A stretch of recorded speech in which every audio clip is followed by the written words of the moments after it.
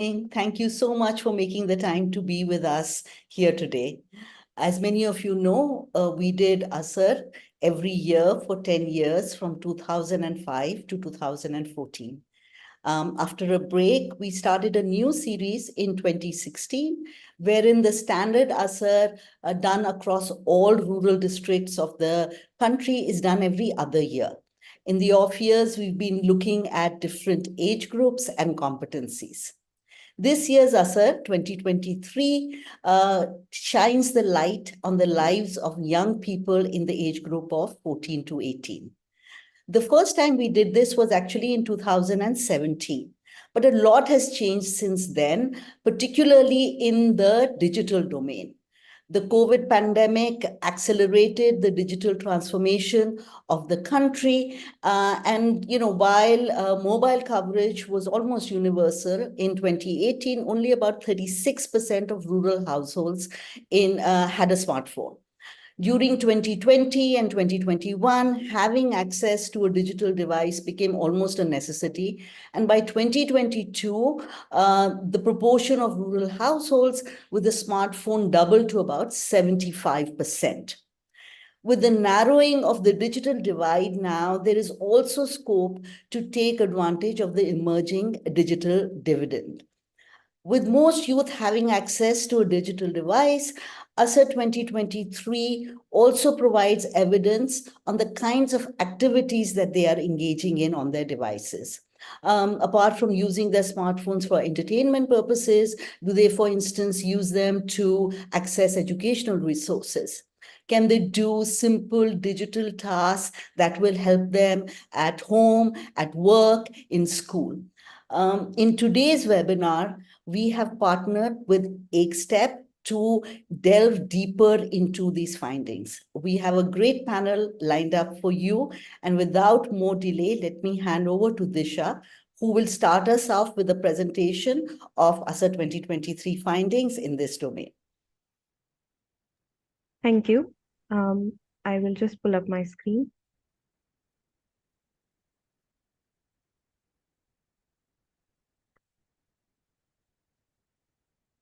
So I am going to be talking about two things broadly. One is about how we approach digital readiness for ASER 2023, what documents, references we looked at. And second, I'll talk about major findings from the digital domain of ASER 2023. So starting with what the national and international context is when it comes to the digital readiness and digital skills space. The UN Sustainable Development Goal 4, which is about inclusive and equitable quality education for all, has a target called Target 4.4, which talks about increasing the number of people with relevant skills for financial success. Now, these skills include technical skills and vocational skills, which are measured using some indicators. So here you can see that indicators 4.4.1 and 4.4.2 talk about ICT skills and digital literacy skills. So before moving further, the question that arises is what even are digital skills? What even is digital literacy? So for someone, this could mean being able to type a document on a laptop. For someone, this could mean being able to share messages on a messaging app. It could mean the knowledge of safety functions. It could mean making digital payments and so on. So our review of international literature, interestingly, suggested that there is no standard definition which is accepted by all organizations or all countries when it comes to digital literacy. There are several versions of a definition which have been developed depending on the context that it was created for. So for example, the UNESCO's Digital Literacy Global Framework uses this definition of digital literacy, which is a very broad definition. It includes the ability to access, manage, understand, integrate, communicate, evaluate, and create information safely and appropriately. So this is one comprehensive definition that we found, which helped guide our work into what digital literacy could mean for the Indian context. Another resource that we looked at was the European Union's Digital Competence Framework. So this framework talks about 5 competence areas, and each area includes some competencies which have to do with digital literacy. So this was the international context. Coming to the national context, you might have heard about the very widely popularized Digital India mission. This mission is a flagship program of the Government of India with a central idea to transform India into a digitally empowered society. This mission includes three broad pillars. It has digital infrastructure, which includes things like Aadhaar, common service centers. So these common service centers, for example, are small kiosks that you'll find in a lot of villages, and citizens can go there to access government services, find out about government schemes, fill up forms, and so on. The second pillar of the mission is governance and services on demand. So this includes apps like the Bheem app, the Agri Market app, and so on. And the third pillar is citizens' digital empowerment. So this includes platforms like the MyGov platform, schemes like the Smart Cities scheme, and it also includes the Pradhan Mantri Gramin Digital Saksharta Abhiyan, also called PMG Disha.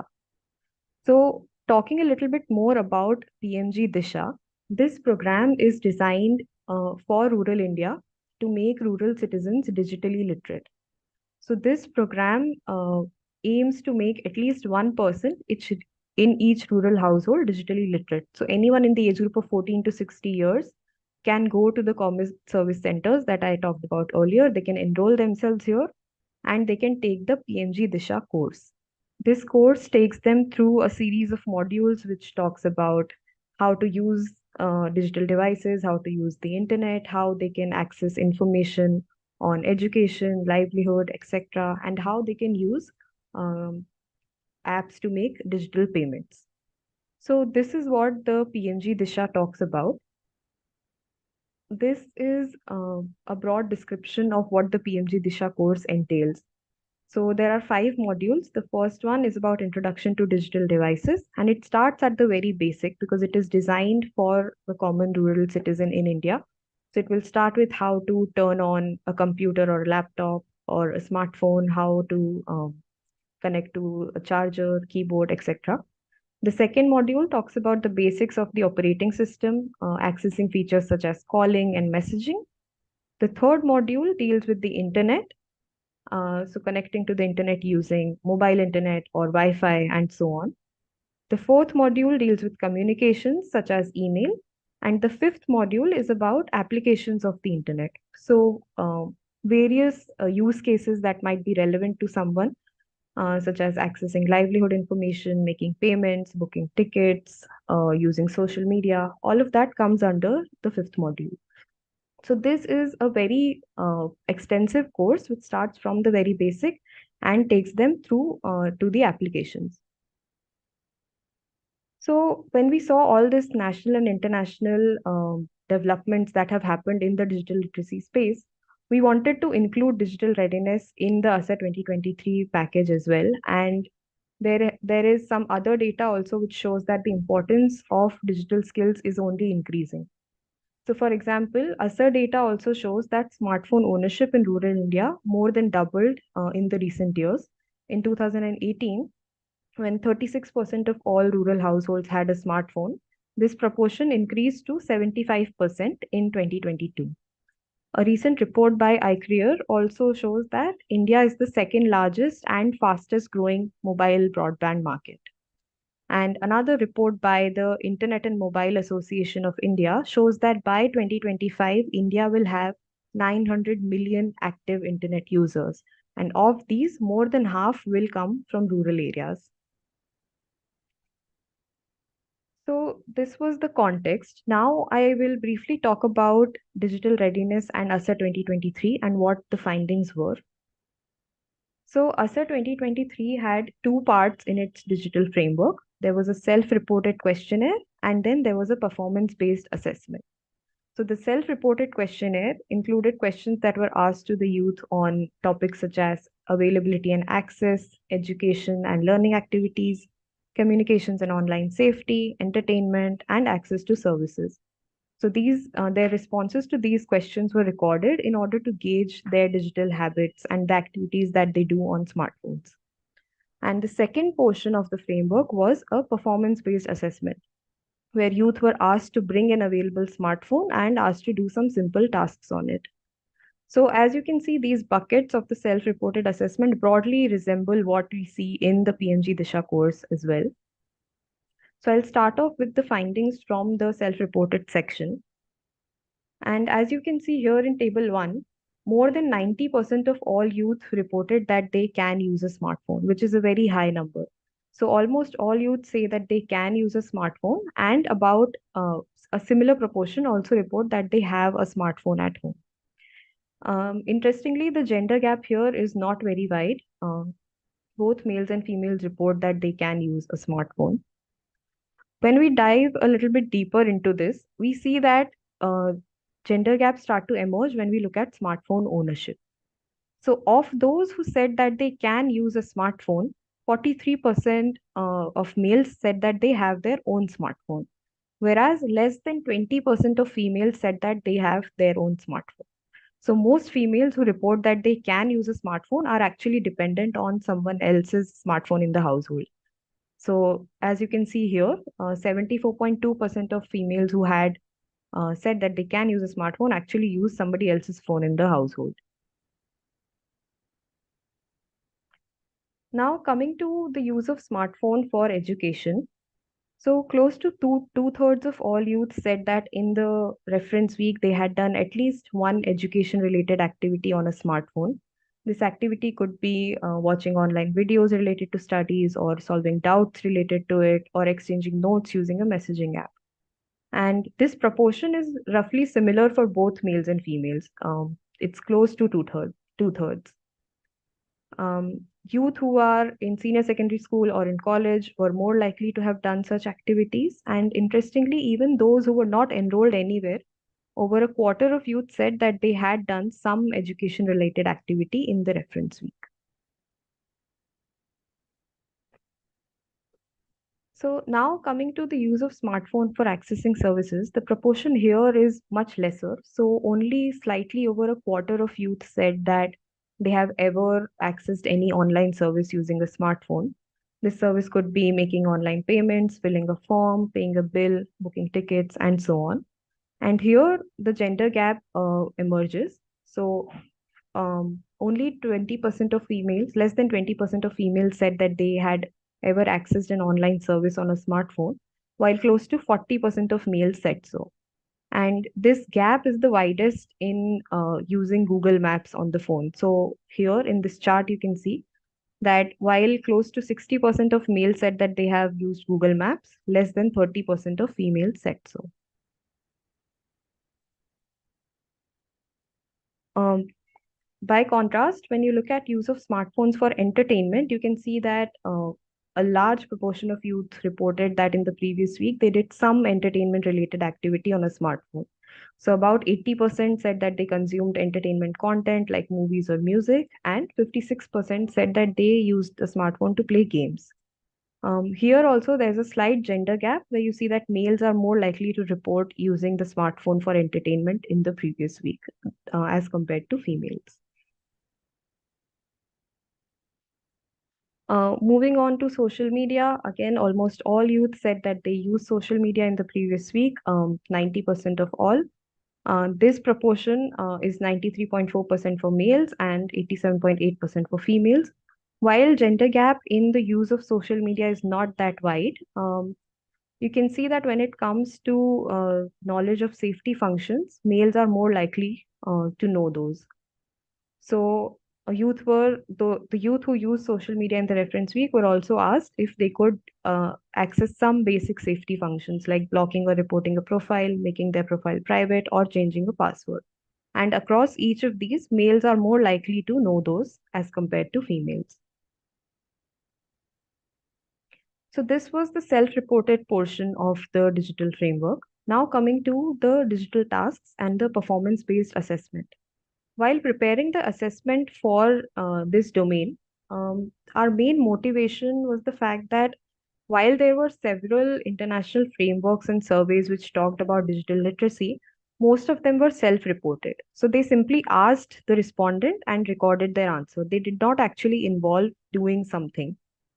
The few assessments that had been designed were either not in the public domain or they were not applicable to the rural Indian context. So, while developing this for India, we looked at UNESCO's recommendations on assessment tools for monitoring digital literacy. And there are two key recommendations that stood out. One was that this document suggests combining self reported with a knowledge based or performance based assessment. So, self reported assessments are known to overstate or understate proficiency levels. But when you combine that with a performance based assessment, it gives you a more accurate idea of what the respondent can actually do. Second, the document suggests establishing and assessing for a minimum level of proficiency in digital literacy.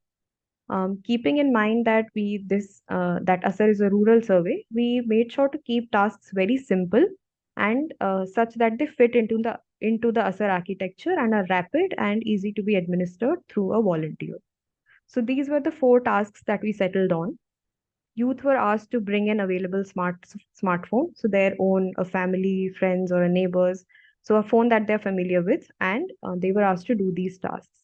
Their responses were recorded by the survey. So the first task included setting an alarm for a specific time. The second task included browsing for information. So they were asked to use their phone to find out the answer to a question. For example, what is the name of the first woman president of India? The third task was about using Google Maps. So on the Maps application on their phone, they were asked how long it would take to travel between two given points. And the last task was about finding and sharing a YouTube video. So they were asked to find this specific video, and if they were able to do so, they were asked to share it using a messaging app. So coming to digital tasks, about 67% of all youth were able to bring a smartphone to do these in the first place, which the first column here in this table shows. And even here we see a gender gap. So 72.9% of males were able to bring a smartphone, while about 62% of females were able to do so. Coming to digital tasks, browsing related tasks were found easier by the youth. So about 80% can find a YouTube video. Of those, close to 90% can share it with someone. Similarly, 70% can find the answer to a given question via browsing. The alarm task was found slightly more difficult, so 66.4% of youth were able to do so. And the Google Maps task was done by only 37.1% of the youth. And in all these tasks, you will see that there is a gender gap. Especially for the more difficult tasks, the gender gap is in fact wider. Looking at these tasks by enrollment status, we see that performance improves for those who are enrolled in undergraduate or other or in senior secondary school. So they perform better than their counterparts in standard 10 or below. And those who are not enrolled anywhere actually perform even poorer than the youngest in the cohort, that is, those in standard 10 or below. So these were the findings of the digital tasks. So one of the questions that we had, which was about Google Maps, was asked in two ways. One, in the self-reported portion, we'd asked respondents if they have ever used Google Maps. Second, in the digital tasks, we actually asked them to use Google Maps and find the time taken to travel between two locations. So when we look at this data together, you can see that of those who reported that they have used Google Maps, less than 60% were actually able to do the tasks. So this suggests that maybe self-reported is not an accurate or a complete indication of actual skills, and assessment-based formats are required to ascertain competency levels clearly. To conclude, I would just like to summarize some findings, and perhaps the panel can elaborate on what they think about it. So it is clear that digital literacy is a priority in both the national and international arena. There are a lot of documents, programs that focus on this. But it is also clear that there is concentrated effort needed to actually skill our youth in this area. Second, we see that a sizable proportion of youth can do digital tasks even if they cannot do basic ASER tasks. So this is potentially a big opportunity for those working in both the digital and education spaces. Third, we also see that access to smartphones is extremely skewed by gender, and this lack of access also bleeds into performance on digital tasks. So females perform significantly worse than males across all tasks. So specialized effort might be required to bring them at par with males. Lastly, as we saw that performance-based assessments might give a far more accurate idea of actual skills than self-reported ones, and they might help provide information to plan and design further information. Um, so that is all from my end. Over to you, Shweta.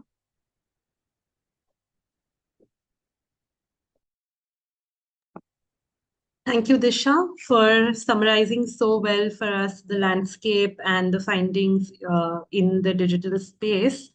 I would now like to invite Deepika Mukili-Shetty, who heads policy and partnerships at EkStep Foundation, to moderate this panel discussion. Over to you, Deepika. Thank you so much. And thank you to the ASER Centre and the Pratham team for inviting all of us to have a conversation around the sort of digital readiness of youth based on your survey and ASER. I want to quickly say hello to the panel that's going to be with us today. Swati Vasudevan is the country director of Khan Academy. We have Kuldeep Dantewara, who is the co-founder of Reap Benefit, which is an organization that works with works in the area of civic engagement, civic empowerment, and works with communities and youth. And we also have from Lead School, Gaurav Sharma, who's the Chief of Academic Excellence. Now, this is a diverse panel. Khan, of course, is a technology platform that has access to learning content, and it's available in school, outside school. We also, of course, have Kuldeep, who works in the space of civic engagement, and we have Gaurav, who works in Lead Schools, which is actually works on transforming schools. And all of them in different ways are bringing technology into the ecosystems in which they work. And in addition to this, we have Madhav Chauhan. Madhav, of course, needs no introduction, founder of Pratham and all of that. But what I would like to start with today is the term that jumped out at me as I was reading the report was the term digital readiness, which in many ways made me think of school readiness when we talk about our 5- and 6-year-old. And when we're talking about our 14- and 18-year-old, we're talking about digital readiness. And I sort of want to kickstart the conversation with the panel and with asking the question as to what jumped out at you. And we can start with Swati and go from there. But what jumped out at you when you were listening to the findings and read the report? Thank you, Deepika. It's a very interesting report.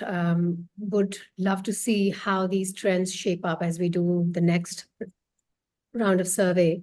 But just even this one single report, there are a lot of things that jumped out at me. Digital readiness, like you said, is absolutely crucial because it's a pathway to so many other things for empowering youth in the country and delivering on that demographic dividend, as we call it. It's a pathway to education, to exposure, to having experiences, albeit virtual and hopefully physical later on. So let me focus on the education part because that's what jumped out for me. The gender disparity in digital literacy obviously jumped out very, very clearly. And the gender gaps persist strong, and there are social determinants of digital literacy outcomes. We've seen that in our own work in Khan Academy also. Social myths and gender disparities are widespread when it comes to, for example, math and girls. And we've seen that in some of our schools as well. At the same time, when you provide access properly to digital devices and infrastructure, you start to see those gaps closing very quickly too, which is exactly what the survey was talking about, the whole ownership piece, right? Which essentially is a proxy for proper access, on-demand access to devices. And one example that comes to mind is 90% of the girls in Kasturba Gandhi Balika Vidyalaya schools, which is where we are working in Khan Academy in UP, they are familiar with using EdTech for learning. And 70% are using for gaining math skills already, right? So to me, that's very heartwarming and very encouraging. And we've seen in the survey that 66% of the youth have used smartphones for learning activity.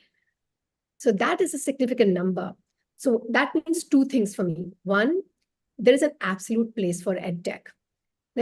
So in other words, what I'm saying is we can no longer shy away from bringing EdTech to the underserved students, assuming that they won't be able to benefit from such high-tech educational mechanisms, and they need to focus on basics only. I think that is out the window now. So we can't afford not to provide EdTech access to our students, including the rural areas. So that's the first.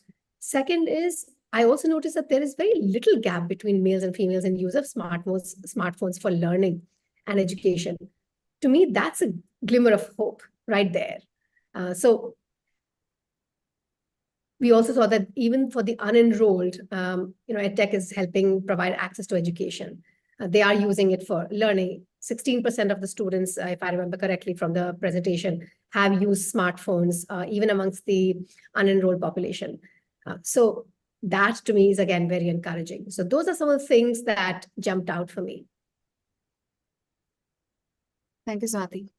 Kuldeep, if I can bring you in. You work with youth in the context of hyperlocal climate issues and civic issues. The question specifically I have for you is, while we sort of talk about education, learning, doing day-to-day tasks, how are you seeing the role of technology and access to digital in terms of what are the habits you're seeing emerge in the context of your domain of work? And if you can connect that to what jumped out at you in the context of the survey, that would be great. Yeah.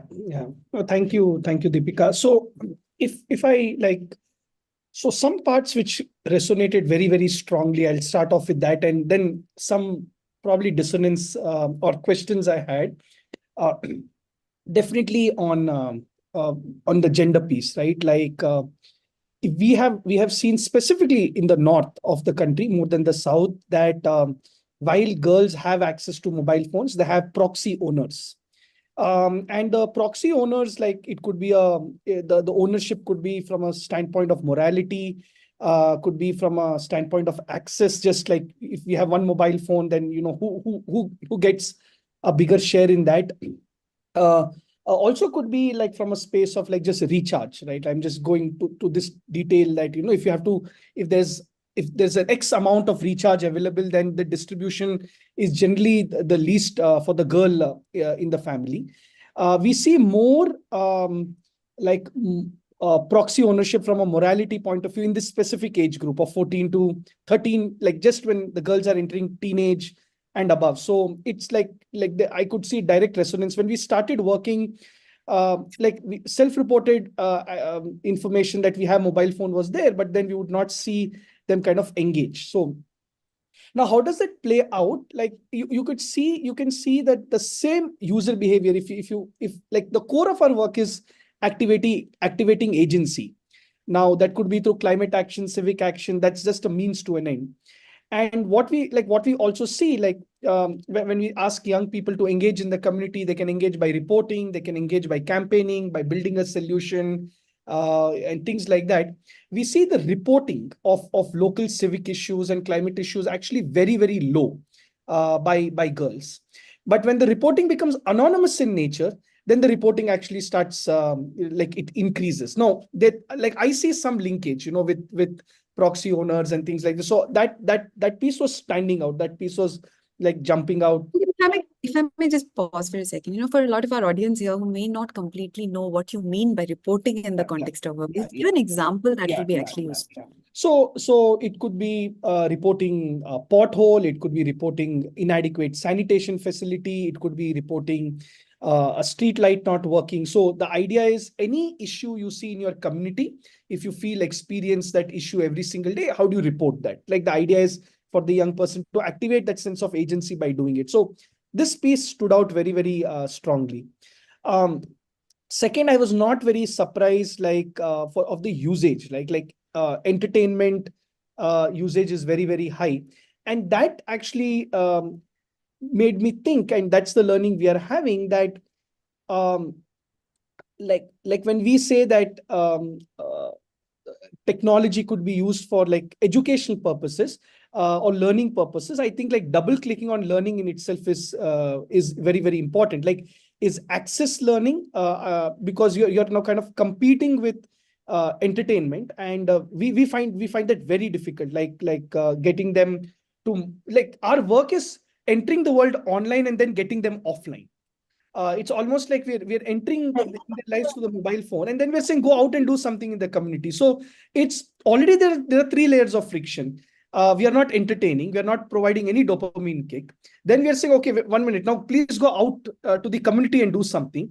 And then what you're doing, you're going to fail 8 out of 10 times. Come and report that back to us, right? So so access is there. If you share a video or something, they will respond to that. But does that access lead to learning? At least in our work, I have very I have strong reservations around that. That's the second piece. The third piece is in our work, and I'll close with this, Deepika, is when you say digital readiness, and you kind of give an anchor of school readiness. My immediate thought was, then probably we'll have to figure out digital readiness almost every 18 months. Almost every 18 months, there has to be a new kind of a template for digital readiness. So I think it's slightly different. The school readiness, there's a physical infrastructure. We know that the system does not change very, very quickly. Mostly it's a kind of a set structure. But when you talk about digital readiness, the patterns I am seeing, for example, and I'll be very specific here, is voice. Just the use of voice in what we are seeing has almost had a 200% jump. So now I'll give you a specific example. We get a lot of bottom-up ways in which young people have solved issues. So about 2 years back, we would ask them to type it out. In my area, there was a lake, and I got Nerega funds unlocked to get the lake rejuvenated. Or I went to the Gram Panchayat and I spoke to the in the Panchayat asking for my needs. And we saw young people finding it very difficult to type. But now, since we're using Bhashini, we see it's a matter of minutes. They do something, they send us the voice recording. We immediately, it automatically gets converted into English and it goes back. So somehow I felt that piece was kind of missed, I feel, in the learning aspect or the readiness aspect or things like that. So these are the 3 major trends I'm seeing. The women piece, girl piece, I completely agree, and I see how that plays out. Even in civic issues, women, girls participate much lower, even though you have access to technology. So there is a social conditioning there. The second piece is around voice. And third is we might want to be very careful if we are thinking of creating a prescriptive framework of digital readiness. I feel there could be a lot of bottom-up digital readiness, which could be more contextual than top-down. That's what I've seen and learned. Actually, I want to come back if you, in sort of the next round of this conversation, talk about the idea of bottom-up digital readiness, because that's, I think, the interesting part of this conversation, really, right? What are we seeing on the ground? What's the 14-year-old of today going to be? And also, what do you see the 14-year-old of today going to be doing as an 18-year-old of tomorrow? So that's something I want to come back to you on in a couple of minutes, if you can think about it while I leave you. Gaurav, you're in school. You sort of bring technology in the form of a tablet in the hand of the teacher, but you also introduce this for the student, and you also kind of connect it somehow to the parent. I mean, I want to, if you can use that lens, that framing of low income, affordable private school students and their lives across the country, you work urban, rural, semi-rural, everywhere. at lead schools. Can you tell me, what are you seeing as aspirations that you're picking up in the way that the 14 to 18-year-olds are engaging, both within the school system and outside the school system? What else are you picking up? And again, of course, what are you taking away from this report? What's jumping up at you? Sure. Thanks, Deepika. Very interesting question. I think I'll first focus on the report and then come to the aspirations. On the report, I'm very happy to see that upcoming trend, which was shared by Disha, was that greater than 50% users of internet will be in rural India. Very happy to see that, because I think access is very, very critical. And yes, as Kuldeep said, on a lighter note, we also compete with entertainment. We have received feedback that can your videos be a little faster? Can the music be a little louder? So you do compete with entertainment even inside the classroom.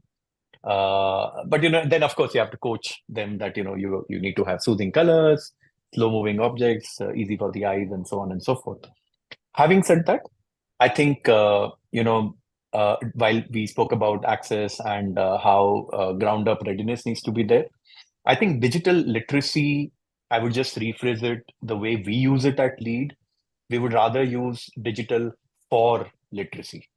How can we use technology to help impart a certain level of education and make it easy for the teachers to go through this? Because even in big cities of the country, teachers have a certain fixed mindset at times where they are used to teaching through the book, through the concepts, rather than the application of it in the outside world. So I think digital can bridge that gap very well, where teachers can be equipped, as you mentioned about the tablets, etc., with the right kind of lesson plans, the right kind of framing of a concept, and how do you really introduce it to children in the best possible way.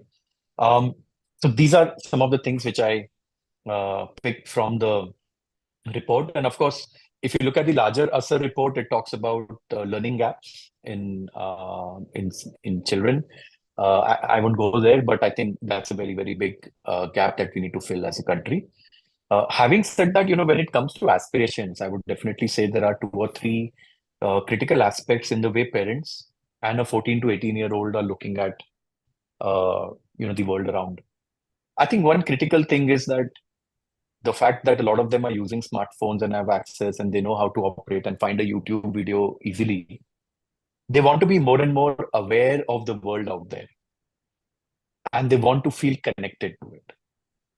That is very, very critical when it comes to, it doesn't matter which city or town or rural or an urban belt you are in, but I think they want to feel connected to the world at large.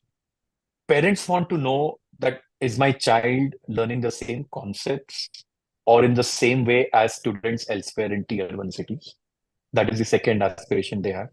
The third is, I think we still, and this I'm telling to you from my experience from 27 states in the country, plus the union territories, where most students and parents and school leaders want their children to have strong English proficiency.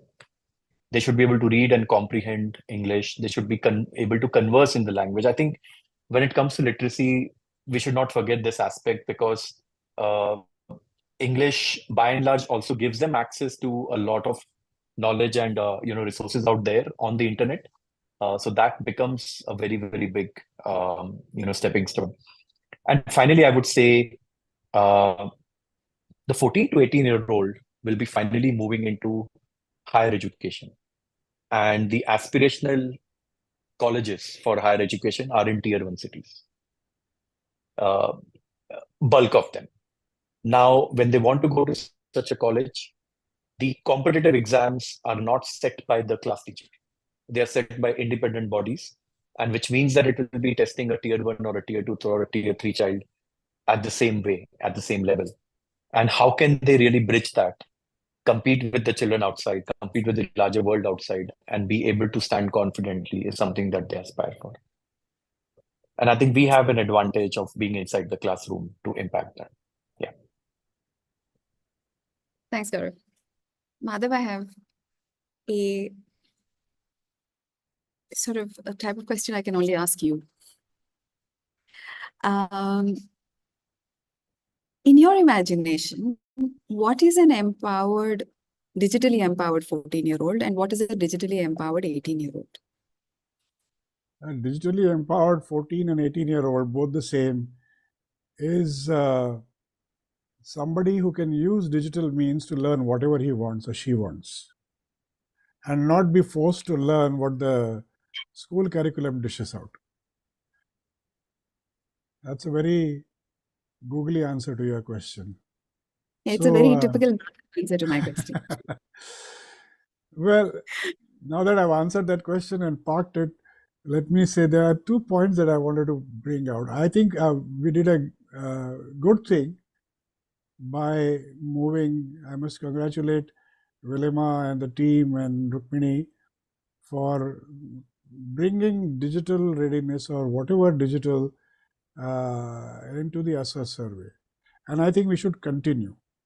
The only thing is this digital survey, because of the rigor that Vilima and team want to bring in, will leave out a lot of gaps. For example, the time taken to do the survey, the cost of it, the national scope, everything takes time and money. So I think we have to start looking at studying and researching use of digital devices. And I'm saying that not only smartphones, digital devices for learning in general. There's learning and there's education. And I've been talking about this learning outside the school a lot. There is a school curriculum learning, and there is other things that children learn, and people, you and I, learn as well. So I think the ASER survey has brought out what we can do, or the children can do, or they do in a limited sort of sense using smartphones. One piece of information, I think it's there, and maybe Disha can help us out quickly. What is the percentage of children who have access to computers, laptops, and 10% in the households? There, I think somewhere around that. Yeah, that's what. So, which means that, are we saying, the question I'm going to put to the panel is, do you think mobile phones, smartphones are as useful as the computers? I don't know what they're called. I forgot now what they were called. Desktop computers or laptop computers. Are they as good and as useful for the purpose of education? And I'm sure Swati will have some opinions as well. Because it depends upon what you're learning, how you're learning, what you're going to use.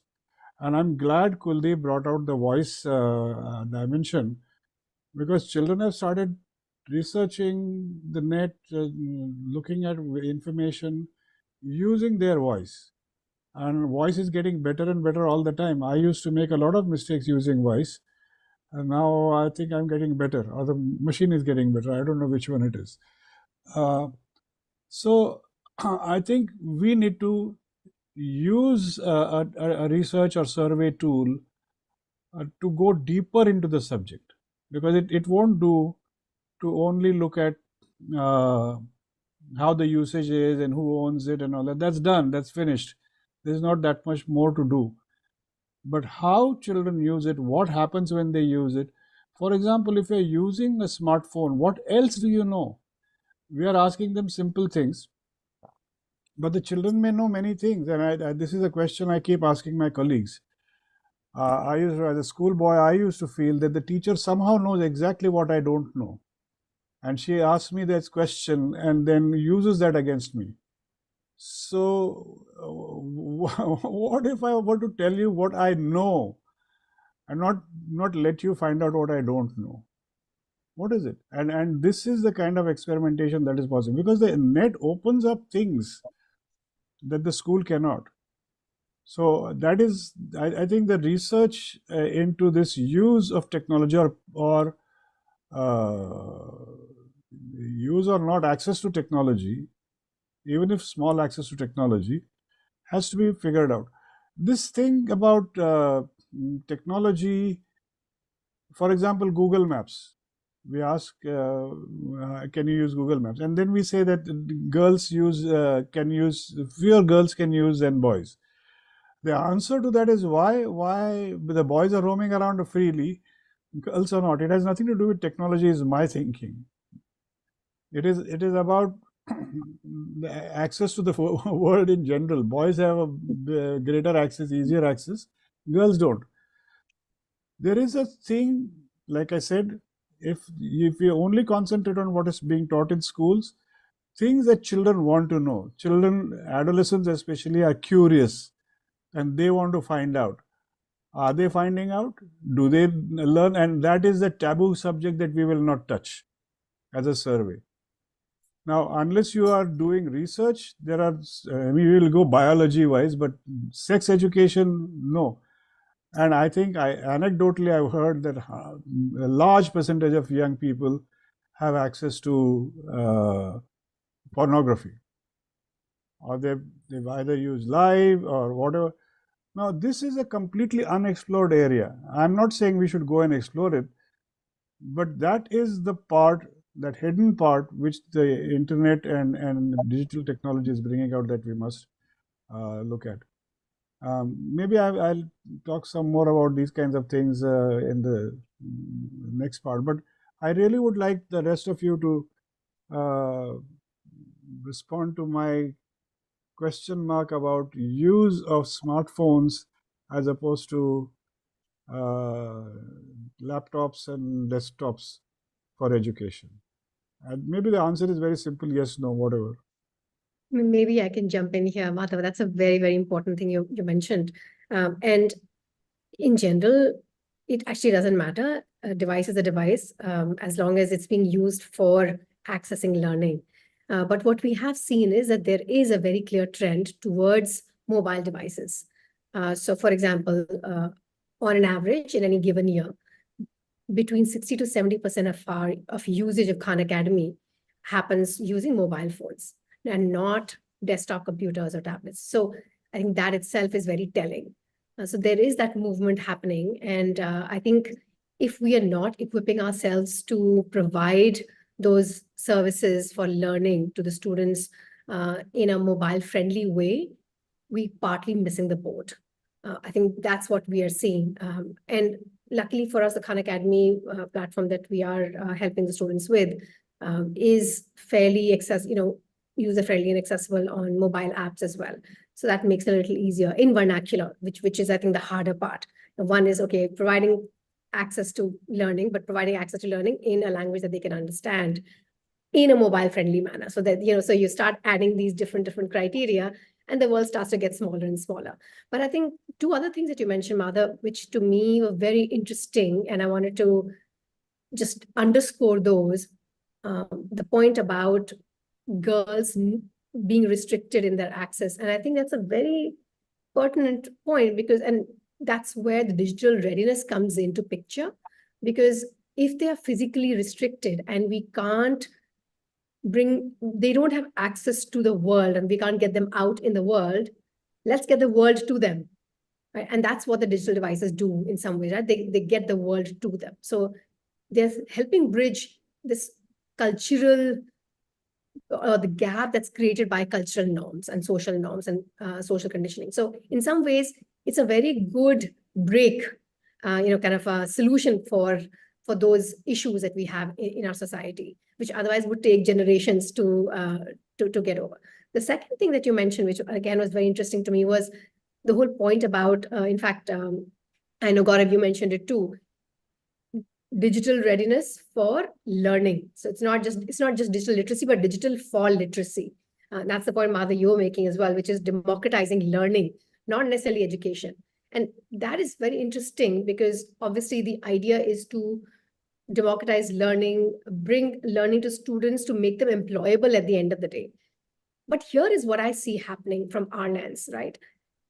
Skilling is needed when they hit the job market. I think that's very clear.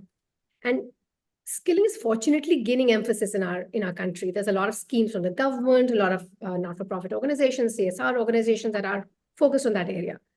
And it's very important for the current cohort of youth in the job market. But as we all know, that's just a band-aid. right? It's just a band-aid for the board that already got missed during the education years because the learning didn't happen, only education happened, like Madhav, you were saying, right? And to me, the problem needs to be solved upstream, right? When they are in the system of education, that's where the learning really needs to happen. The good news is there is emphasis on at least early years of the elementary age cohorts through things like FLN, maybe not digital literacy, but at least FLN is there. But there is this thing, what I call as a missing middle when it comes to emphasis on building skills for the youth in the country. 14 to 18 years is that age group where quality of education needs to be imparted in all subjects, and especially in STEM and digital literacy, because we all know that knowledge alone is not adequate, both in, like you were saying, that access alone is not adequate. That's what Kuldeep was saying, which I completely agree with. This access or knowledge alone and exposure alone to digital readiness or devices or access to STEM education or learning alone isn't adequate, especially in these areas. Skill building is needed. You need to be skilled at some of you to use these things. And that's where at least we in Khan Academy are focused on, which is the missing middle, the 6th to 12th grade students, for imparting learning, not necessarily just education the way we define it in our systems, but imparting learning to them. So let me stop there. Madhav, when you were talking, the thought that occurred to me was, this is something that occurred to me actually even when the report was coming. We're looking at smartphones because that's actually the most widely accessible form of technology. But what also, if you look at it, school systems enable access to technology by providing computers. Even, of course, not everywhere, but certainly in quite a significant number of schools in the country. So, for example, the idea of labs and learning labs for language, which is being created, spaces of that kind that are being created, for example, in Tamil Nadu. All of these end up connecting a child with having to manage it, engaging with a device, putting a headphone, using a mouse, turning something on, turning something off. It does. But the question that I really I want to come back to the idea of digital empowerment is, so far, as I've been hearing it, everything sounds a little bit like the child is a consumer. I'm consuming educational content. I'm consuming videos for the sake of exams. I'm consuming this thing. What does it mean to participate, to choose, to benefit? So if we had to open our minds and just forget about learning outcomes and education systems and all of that, what would it mean to digitally empower, where the locus of control agency, my ability to choose what I want to learn, my ability to continue education, for example, I've come to the 8th grade, I'm unable to continue things, I want to maybe pick a course I want to do somewhere. What does digital empowerment mean in that context for the 14 to 18-year-old is a thought that entered my mind. To learn anything, anywhere. Because I now, obviously, what this report says is that we all have access. We've sorted that out. So what does that mean for us as the ecosystem to serve the needs of that access? Right? So that there is ability to choose, the ability to, and like you, Swati, directly said, how do we bring something to the child where they are, to the learner where they are? Any thoughts on that, or any things which you think are going to be are blocks in enabling that? For example, how do I show I have learned a course somewhere? I have learned, well, actually a classic example is the common service centers, right? Which the report talks about, where you go, you do a course, you have learned how to be digitally literate.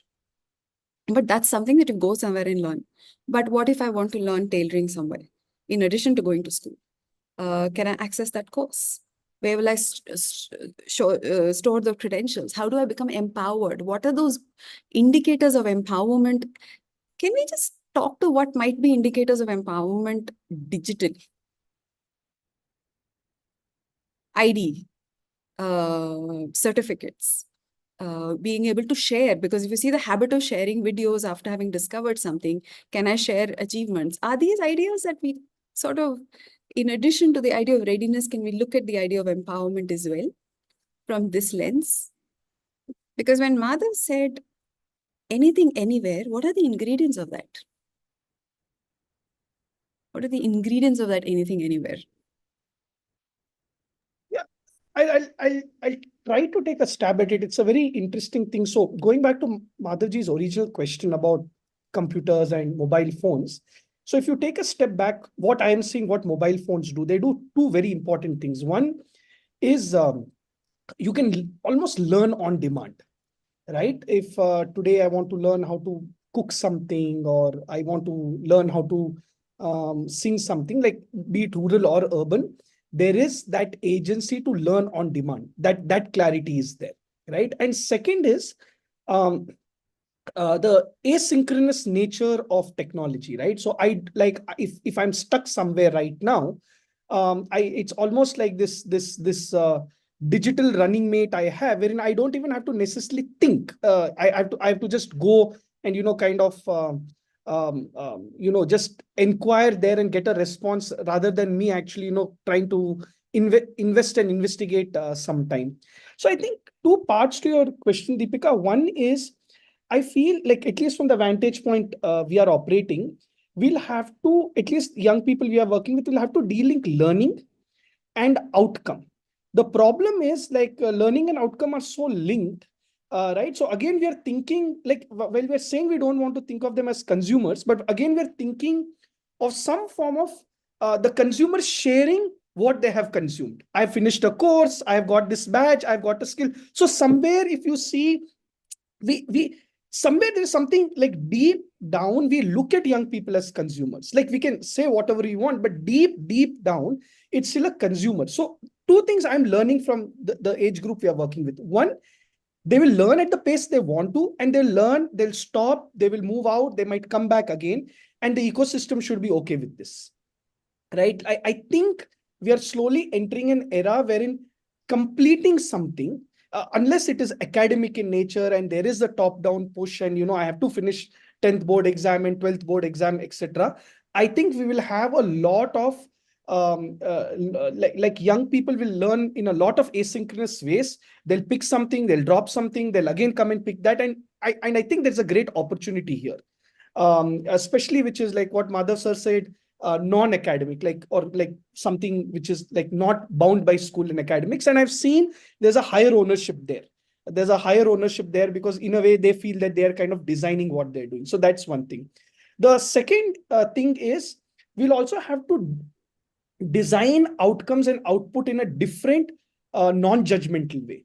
Again, the whole concept of badging, leaderboards, we do it ourselves, but we see that after a point, it triggers the same feeling of, where am I in this pecking order? How am I how am I compared to others? Almost we'll have to create a form of closing the loop, or with the young person, wherein it has to be almost personalized to a nature, wherein every young person starts feeling after every action they take, at least in our in the work we do, that there is something naturally good at that. So we'll have to make learning more, like, we'll have to remove the trust deficit or deficit mindset in learning, and we'll have to create abundance mindset. But so far, learning only aggravates deficit mindset, right? Like I'm 35 years old, but I'm sitting in this panel and I'm still thinking, oh, why didn't I think of this point? My mind is not naturally thinking, what is the flavor I can bring to the table, because it's deep conditioning. So I feel that if you want to make them producers, like, you have to accept that learning is asynchronous. B, you will have to look at outcomes very, very differently. The outcomes have to be so individualized, almost like how it's on social media, that I can be having like a chai on a tapri or a chai in Taj, but I feel I have the agency to share both, and there's a market for both. So I feel these are certain things. If we start doing, then young people will start becoming producers. And it has to be slightly non-prescriptive. Like, I think young people can sense tokenism and prescription very, very quickly. So how can our tools allow for, like, it being non-tokenistic and non-prescriptive, and then things will emerge and the network effect will happen. At least we have seen it happen to some extent, if not high scale, some scale at least.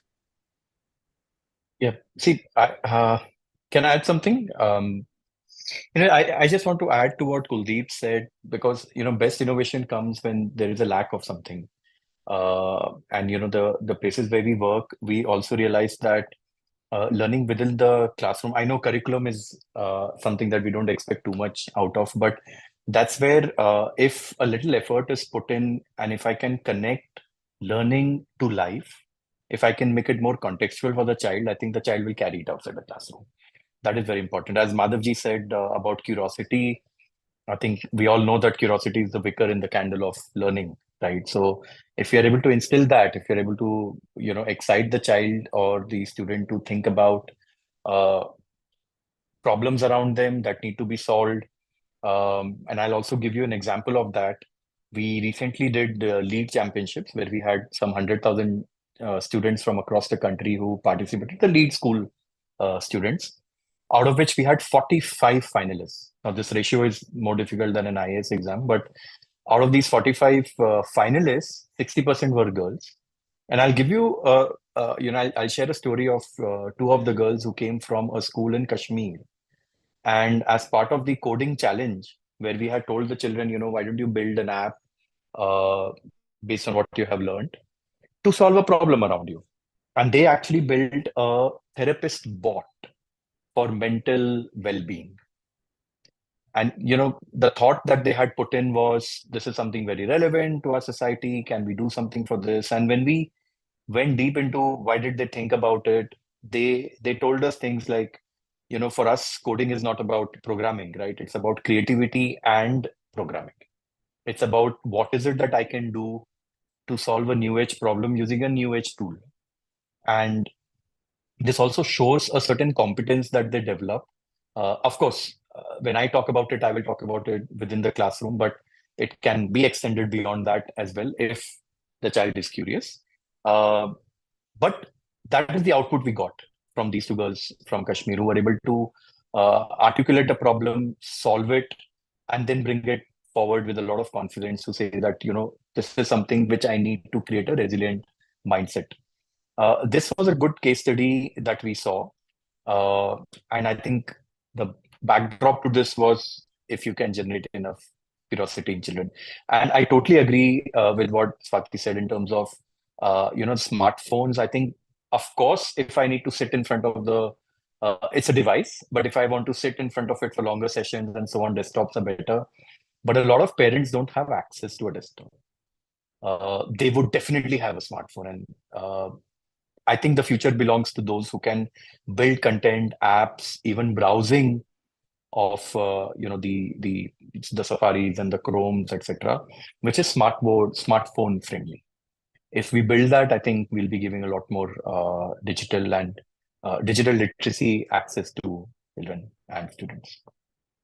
Deepika, if I can jump in here to go back to the question you were asking, I think the things that you were alluding to, in order to have some of those happen, I think what we are really talking about is creating that interoperability, that security and certification, authentication for sharing of information, codification of a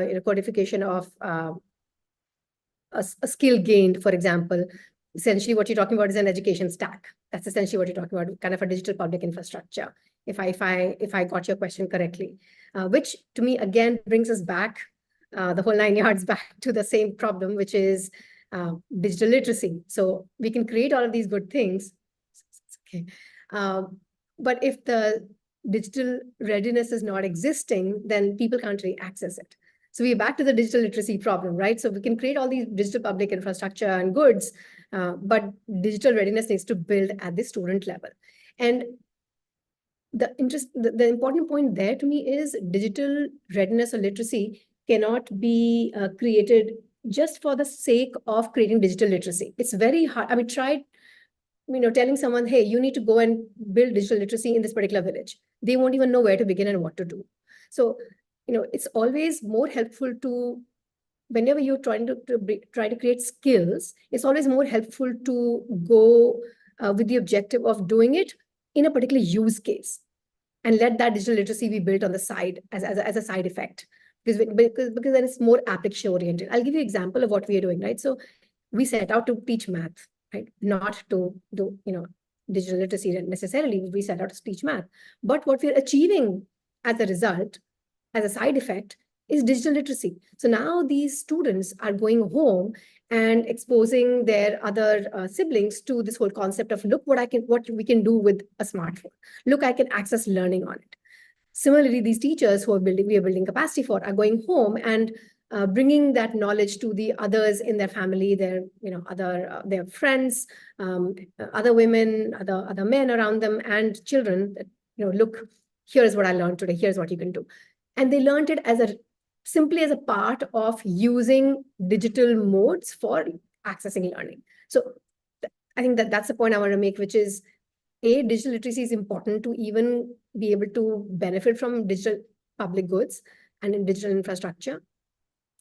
Second, the digital readiness and literacy cannot be built for the sake of building digital literacy. It has to be built as a part of trying to impart certain application usage capability, right? And using it for certain application. Deepika, you asked, I think, and I forget the question now, but I know the answer. Something about, let me say what I have in mind. Maybe you'll ask the question then. So, access to digital devices is what ASER has explored. But access to digital devices is not digital access to knowledge, not necessarily, because that access, the device cannot access everything that's available, and what is available is not everything that you need. And it's not available in a form that you can actually use. This is like in soil, they say micronutrients are in the available and not available, both possible. So it's there in the soil, but doesn't mean you can access it. So I think this whole issue of access to knowledge is something that needs to be explored. Where are the gaps? Where are the blocks? Language was clearly one block, but there's another block. So, and we've been exploring this in some ways. Our society, and this is something which may have to start at a very early age. Our society does not like asking questions. You can't ask your parents your question. I mean, maybe now it's maybe changing in the higher classes and whatever. But asking questions is not a habit. You can't think of questions to ask, and that limits your internet search. You may be able to search, hey, I want to listen to this song, I want to do that. But what am I searching for? What should I search for? That is a very difficult habit, and that I don't think we have. I don't know if you guys are doing it. I would love to try and say, how do you know what you're going to search for? What is it? I'm not framing it quite well, not well at all, in fact. But that is one big thing that needs to be taken care of.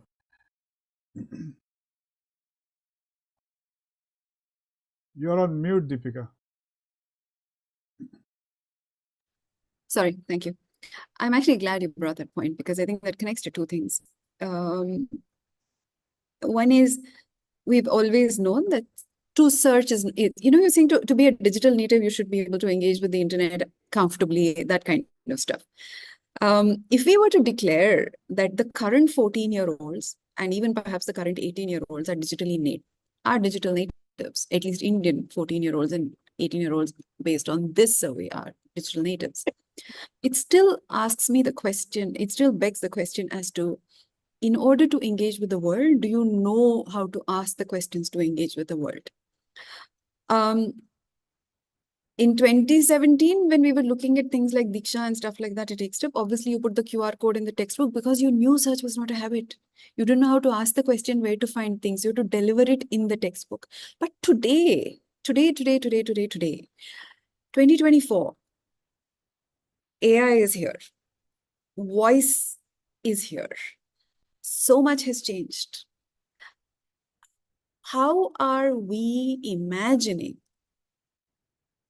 that our young 14 and 18-year-olds are going to engage with the world in an empowered way that benefits them And are we doing enough to serve them well? This is a question in my head. There's something I wanted to say and I didn't, but now that you brought this up, let me ask this question. Just not many years ago, and even today, we say education is equal to school. Schooling is equal to education. Okay, now gradually with ASER data and all that, people are saying schooling ain't learning. That's Land Pritchett has been saying that. Now, gradually, we may start saying with digital access and digital devices and the internet, learning will happen. And we are forgetting that there's a larger, the popular word is ecosystem out there, which leads to learning. And if we don't get the children to learn how to do things. So, for example, Kuldeep's activity is about asking, finding or reporting whatever problems you have and all that.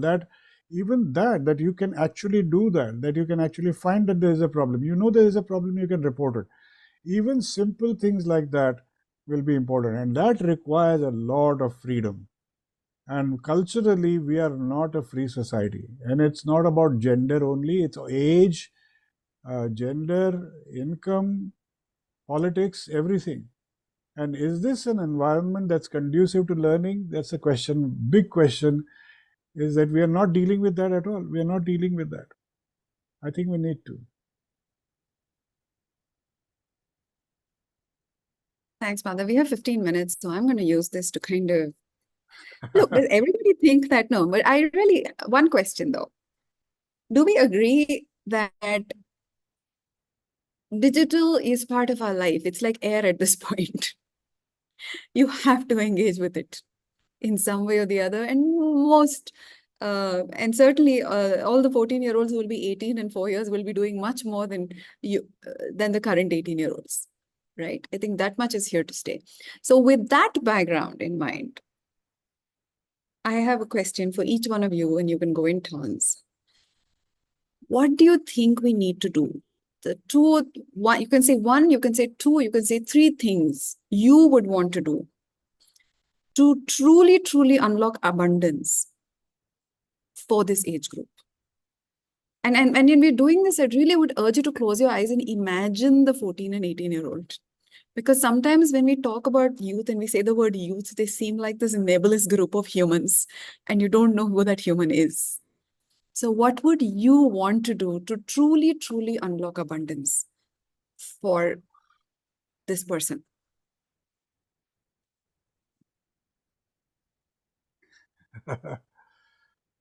You are not saying who should start. Okay, I will, Swati.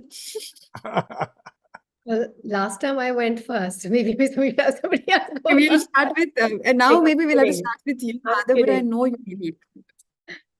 I'm kidding. But yes, You wanna go? Madhav, please go ahead. No, I've had a favorite theme in my head.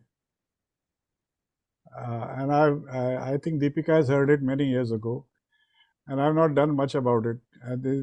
It's crying out to be done. I'm calling it ATM, like your kiosks and the CCS or whatever you call it. ATM is anytime testing machine. And let me go really beyond the imagination and say a kid walks into a kiosk and says, hey, I have found the answer to black holes or whatever, and I want to be tested. I'm going really far out, okay? And some of my colleagues must be saying, what is going on? So, and then say, okay, I want somebody to test me.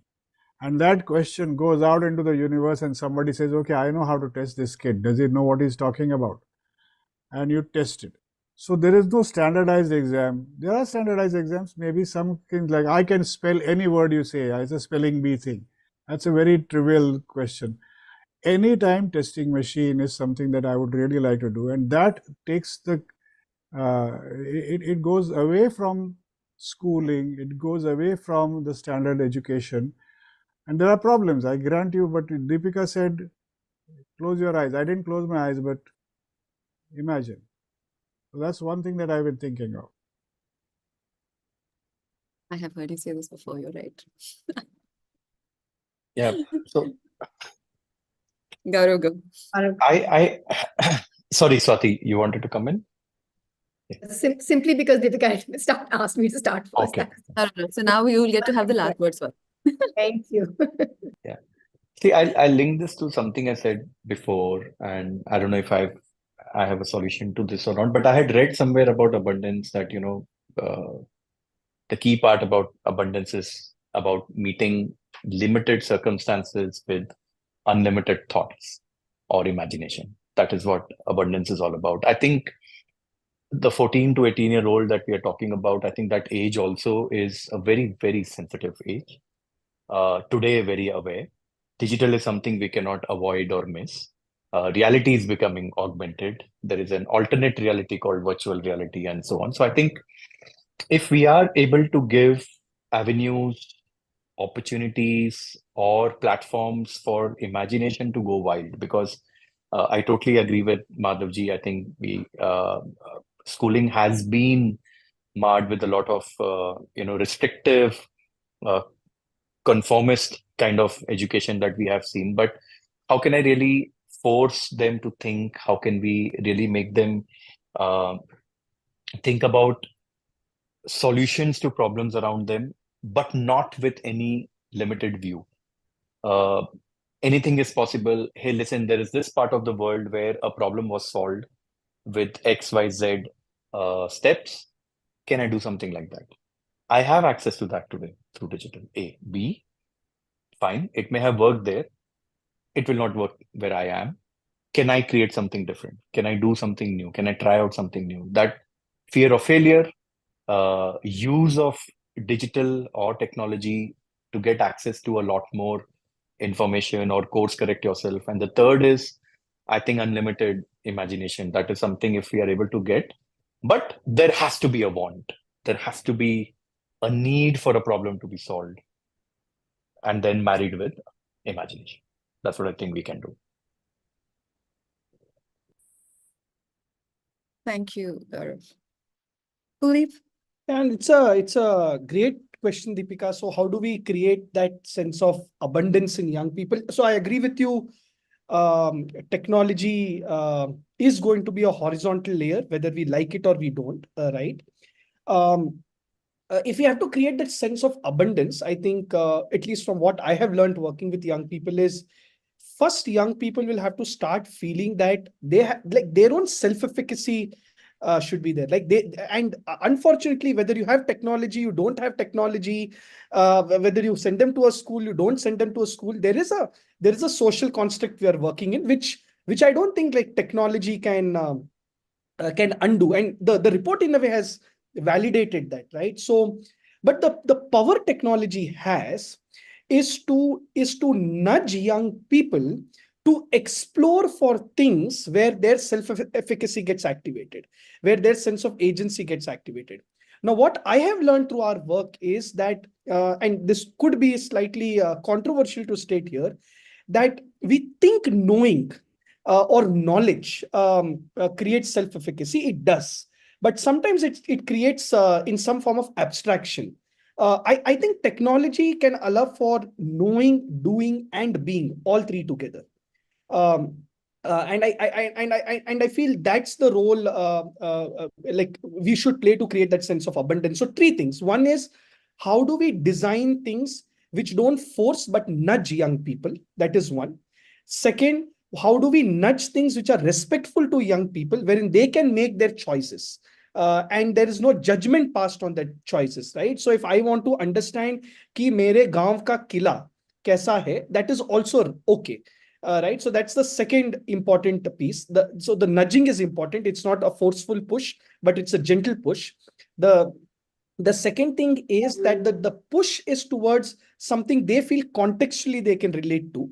And the third thing is a combination of thinking, doing, and sensing. I think for a long time we have put, and I don't want to make it this versus that, but we have put thinking and articulation on such a pedestal that we have negated young people who learn by doing, who learn by sensing. And a major part of the country, that's at least I don't have the amount of experience folks from Pratham have, but a major part of the country in rural India learn by doing and learn by sensing. So if we just value that, I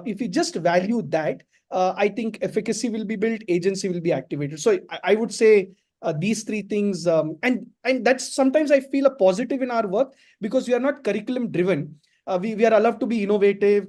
When they go and talk to a gram panchayat member, hum baat bhi kar sakte the kya? So for us, the fact that we are outside school allows us to work with them much better than us being inside school. Thank you. Maybe I'll go next. So I'll say two things that I would love to have happen to ensure abundance. First, to me, abundance really starts with empowerment and empowering. So it's really about empowering the youth. And for that, we have to go a little bit upstream, not restrict ourselves to the youth themselves, but start looking at a slightly larger concentric circle of influencers in their lives, which is parents and teachers. So to me, the first point is really about parent and teacher awareness building to give youth a voice and a choice. So that's my first point. The second point is about wanting to give them, if I could really wish for them having something for ensuring abundance, it's really giving them a digital tutor that has inordinate patience, gives them a safe, low-stakes space to learn anything, anywhere, along with adequate guardrails in place for safety and security. So those are two things I would wish for. I want to add one wish, if I may. There are many, but I'll just go with one because I also want to give Rukmini time. I'd say if I were to be the 14 or 18-year-old, as much as I explore the world and see the world, I might also just want to have my potli, my richness, the potli that I come with, that's mine. Whatever way and shape or form. Sometimes I might want to show it, sometimes I want to keep it, sometimes it's just me within me. So is there something digitally that we can enable the sort of potli that is mine and personal, that where I can see how I made this journey in my life, and if I want to share parts of it, I share it with people that I want to share it with, like a digital potli of some kind. Because we're talking digital, I'm saying that my personal digital potli, which is mine, and I put in it what I have chosen to do, learn, want, showcase, or not. But it creates a sense of being and self for me, because it's not, while a lot of it is about feeling it inside, but also when I see this, it validates what I have done. For example, if I have participated in a campaign with the Gram Panchayat to fix the street lights in my street in the village, or to build a public library in my community, if there was some way to evidence it, I can come back. So my personal potli for myself. So I don't know what we want to call it, how we want to call it, but that enables me to go to the ATM and do the test when I want to, access the digital tutor when I want to, participate, showcase, not care when I want to, and be imaginative, create or not when I want to. So yeah, that's sort of my wish. And with that, with my eyes on the time, I'm going to say thank you so much. This has been really fun doing this with you guys for me. And what I like is sort of the richness and the diversity of the conversation and the different lenses with which we came to this. And with that, Rukmini, may I hand it over to you? I know with not too much time, really sorry. No. My job was to say thank you, and you've said it already. But I think but I think anyone who's been listening will really come away thinking that this was a very rich hour and a half. You kind of started with, things like digital literacy connected to using resources, digital for learning. But I think where you ended up is actually questioning some very key fundamental, what is learning, what is outcome. It seems, maybe I'm listening in a biased way, that there's a much more excitement outside the school, much more freedom to explore. How do we bring that inside? Swati spoke of the missing middle. I mean, I have notes all over the place, so I don't even know which one to pick on. But I think I want to end with the fact that what we see in this report, whatever it may be, whether we went deeply or went on the surface, all the digital skills that these kids have or whatever they're using have been learned by themselves. And probably they've learned from each other, because at this age, I don't think you think too highly of adults around you. And so this is I think there is a whole other way of learning that has happened, which was not forced, which was not, okay, they're surfing the net, they're watching movies, whatever they're doing, but they're doing that because they got it from, or learned it, or found it. And probably if anybody helped them, it was their friends and their, the people around them. And the second interesting feature, which we all know, it's not in the report, is that this age group probably knows more about what to do in this space than all adults who are around them. And so while up to now that knowledge is, mummy ko pucho, papa ko pucho, gyan ke vardhan wahi hai. Now it is that actually everybody in the family, including in my family, you're always asking the younger ones, yaar bata de isko kaise karna hai. So this table turning, I think, is the abundance. And maybe we are just skating on one level today, but I don't know whether, and I don't have any history background within the history of civilization, this is the first time that younger people know much more than older people on some very, specific things. And so how can we take advantage, of that? But I think I really want to thank everyone. For us, ASER is a part of our, part of our life, part of our DNA. But what ASER does every time is it connects you to new people, to new ways of thinking. And this age group has opened us up to a whole new family, of which I consider all of you a part of, because I think that this age group, is part of the missing middle, but it's also a neglected age group. And I think that we hope that all of these conversations and discussions help us to think about, how do you think about this age group? What do we do outside, inside, conceptually, and so on and so forth. So big thanks to everyone. I hope we continue these discussions in different ways. And once again, your time, hour and a half and more, has been very precious to us. So thank you. Over to whoever is controlling the screen, Shweta.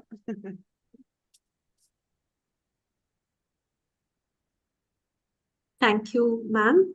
I think we will close for the evening. A big thank you to everyone who joined today, and a big thank you to all our panelists for bringing such diverse insights onto the table. And yes, hopefully we will continue these conversations in these spaces and in person. Thank you so much. Have a good evening. Thank you. Thank you for having Thank you. Pleasure to be here. Thank you. Thank you.